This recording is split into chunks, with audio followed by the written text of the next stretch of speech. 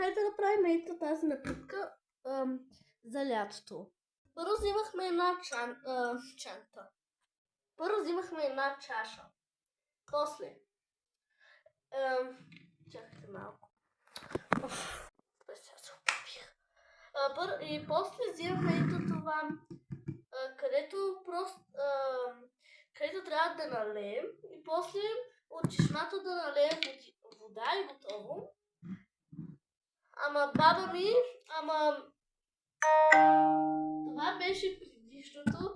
Гледа ми се по-тъмно, защото на моята баба купи ново, само че това е по-бяло, защото тя в бутилката направо сложи вода, но това е като сироп, само че и баба сложи вода от мивката. И затова само то е готово, значи сега само това ще сипваме. Хайде!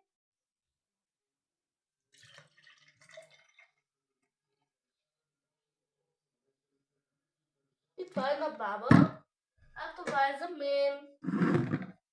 Да видим дали е равно. Охо! На мен трябва и по...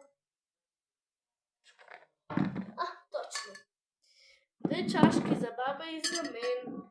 Това за мен, това за баба. Ако иска. И сега да видим каква е реакцията на баба ми. И добре хора, айде да тръгваме към баба. Направи ли сок на баба си? Ексакто.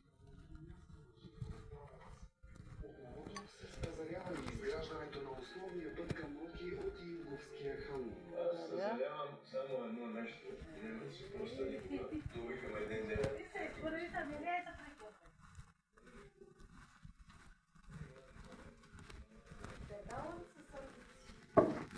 За още видеа абонирайте се за канала и довиждане.